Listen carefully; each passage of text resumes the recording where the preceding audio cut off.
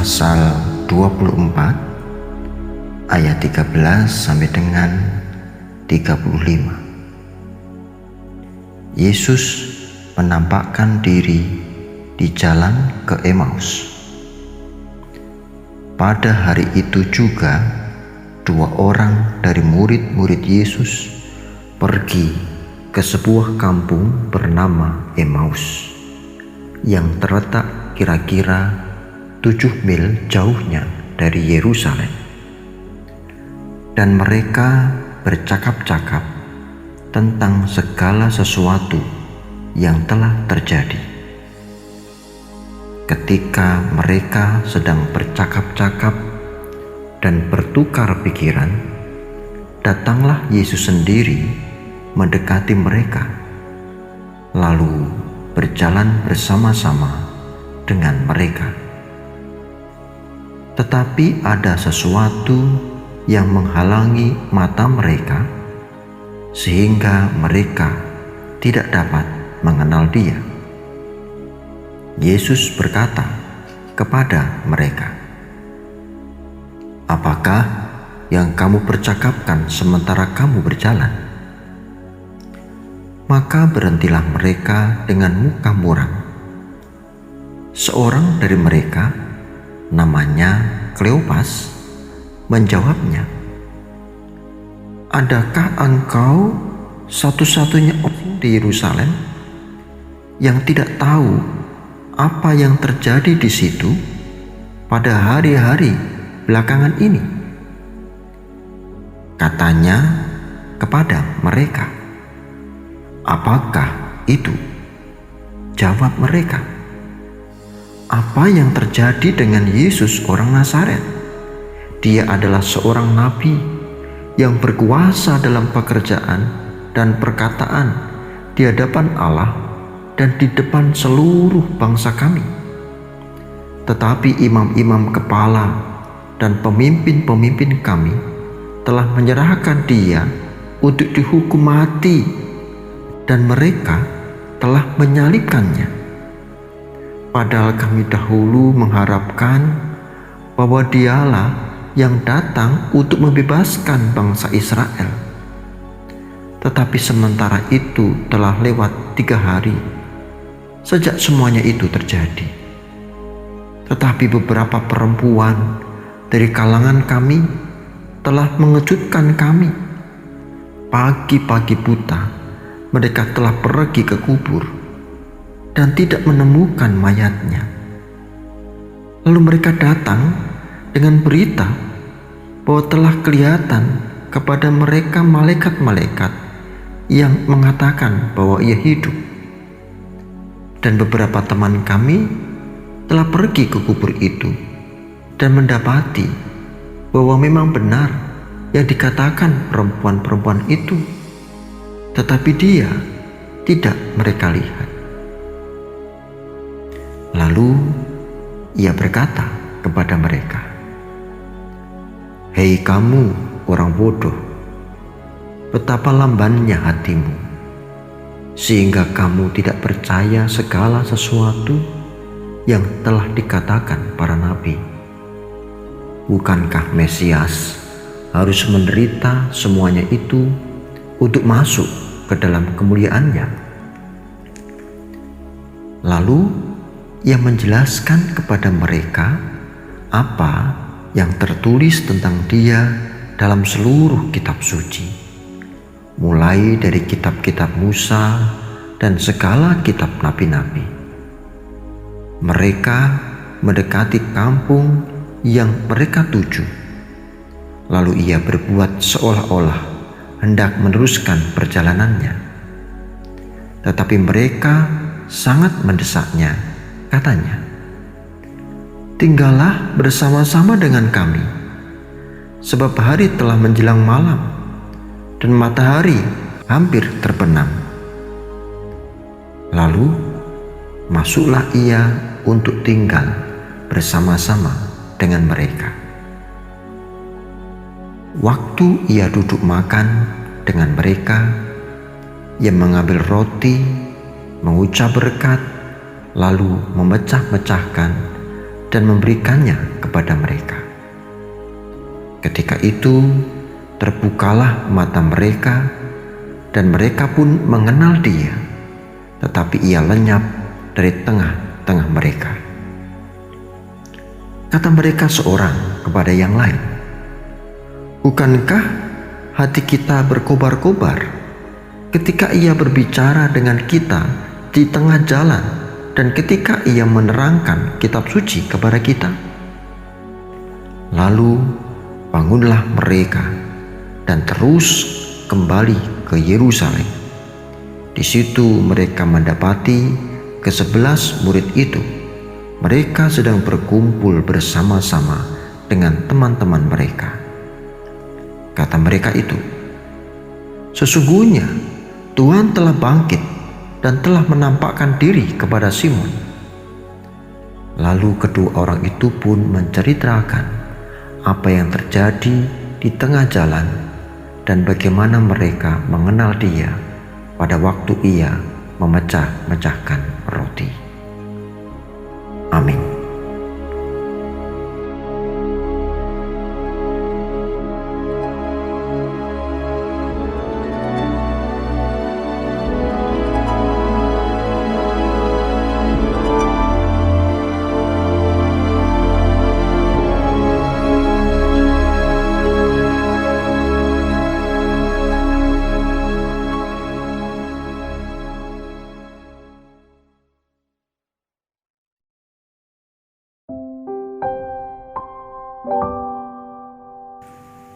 Salam Pamuji Rahayu.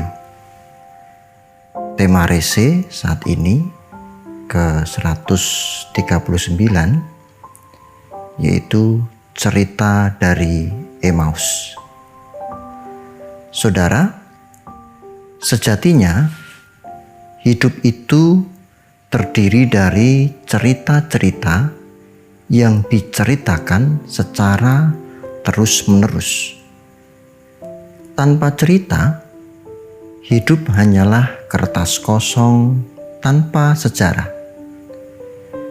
Sehingga kehidupan seseorang tergambar, terpampang, terlihat dari cerita yang diceritakan semasa hidupnya. Sebut saja Mahapatih Gajah Mada. Dengan menyebut namanya saja, kita bisa menggambarkan suatu misi atau visi hidup seorang Mahapatih Gajah Mada dengan sumpah terkenalnya Palapa. Lebih-lebih saudaraku, manusia juga disebut sebagai Homo fabulans, yaitu makhluk yang senang bercerita.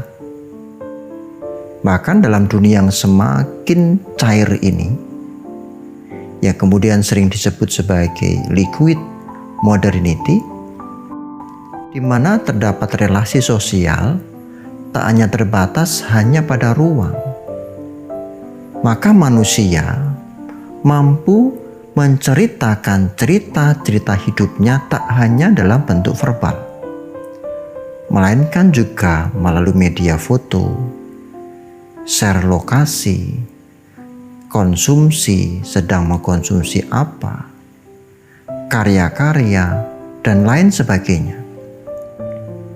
Media sosial menjadi ajang cerita-cerita diceritakan. Saudaraku, sebenarnya apa yang saya jelaskan di atas itu normal. Tetapi perlu diingat, tak semua cerita yang diceritakan itu aktual. Banyak cerita manipulatif yang hanya ingin menampilkan seolah-olah dia adalah subjek. Maksud saya begini, contoh sederhana, hanya contoh ya. Ada seorang perempuan muda memotret minuman milik temannya, harganya mahal dan tampak sangat menyegarkan. Dipotretlah minuman itu tepat di samping mukanya, lalu membuat status di media sosial dengan tulisan, "Panas-panas gini minum yang seger-seger memang jos." Pertanyaannya saudara, Apakah dia benar-benar merasakan kesegaran minuman itu? Bukankah minuman itu bukan miliknya? Manipulatif. Apa yang diceritakan tidak faktual. Saudara yang terkasih, begitu juga dua orang murid Yesus yang bercerita tentang berita viral pada perjalanan dari Yerusalem ke Emmaus. 7 mil jauhnya, ya sekitar 11,2 km lah, atau 12 jam jalan kaki. Apa yang mereka ceritakan? Berita viral apa? Yakni kisah tentang bagaimana Yesus menderita hingga mati disalib, bahkan hingga Yesus bangkit dari kematian. Nah, perhatikan, ada sesuatu yang aneh di sini. Selama 12 jam berjalan bersama Yesus, mereka tidak mengenali Yesus. 12 jam, saudara. Itu yang pertama, aneh. Yang kedua, mereka menceritakan kisah kematian hingga kebangkitan Kristus, tetapi tetap sedih. Muka mereka muram. Di ayat 17 dikatakan begitu. Bukankah berita ya kebangkitan itu menyenangkan? Ditandaskan ayat 22-23 bahwa para perempuan melihat malaikat, dan malaikat itu berkata bahwa Kristus telah hidup. Kristus sudah bangkit. Lalu mengapa dua orang murid ini tetap sedih? Ini sesuatu yang harus kita teliti. Jawabannya jelas, saudaraku. Kleopas dan temannya ini hanya menceritakan cerita orang lain. Mereka tidak mengalami kehadiran Kristus, yang mirip seperti seorang perempuan yang hanya memotret segelas minuman segar tadi. Cerita dua orang murid ini tidak faktual dalam hidup mereka.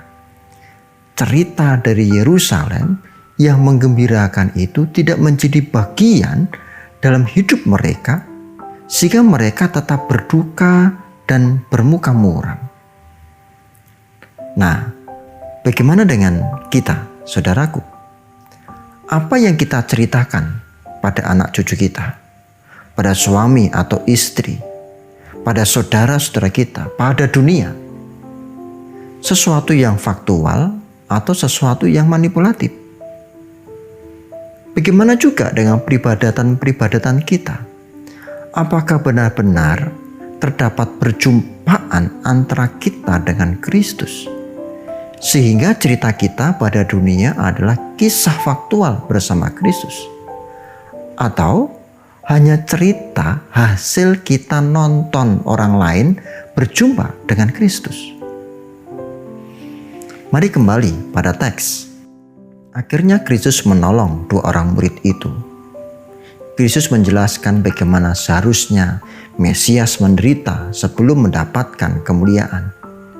Bagaimana kisah-kisah atau nubuat para nabi sudah diceritakan sebelumnya. Dan lalu bagaimana tanggapan mereka? Ayat 32 memberikan kesaksian bahwa hati mereka berkobar-kobar penuh dengan semangat. Cerita yang diceritakan Yesus penuh kuasa, sehingga mengubah mereka yang semula muram menjadi bahagia.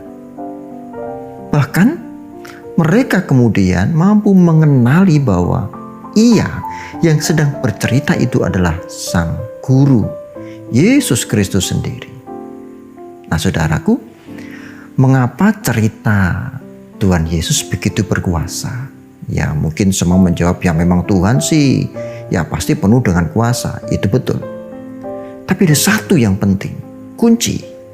Karena cerita Yesus itu faktual. Karena Yesus mengalami cerita itu. Karena Yesus bagian dari kisah itu. Ia tidak sedang menceritakan apa yang dikatakan orang. Yesus sedang menceritakan dirinya sebagai pelaku dalam cerita itu. Saudaraku, setelah itu Kleopas dan temannya kembali ke Yerusalem. Perjalanan 12 jam kembali dilakukan. Kalau di total 24 jam, saudaraku. Dari Yerusalem ke Emmaus, kemudian dari Emmaus kembali ke Yerusalem, 24 jam. Dan kali ini mereka tidak membawa cerita dari Yerusalem, melainkan cerita dari Emmaus. Suatu cerita yang tidak manipulatif, suatu cerita yang faktual, di mana mereka berdua adalah pelaku dan saksi bahwa Kristus benar-benar bangkit. Saudara, bagaimana dengan kita selanjutnya? Alamilah Kristus, Kristus yang faktual dalam hidup kita. Kristus yang benar-benar kita rasakan kehadirannya, dan ceritakanlah cerita itu. Amin. Salam Kalujengan.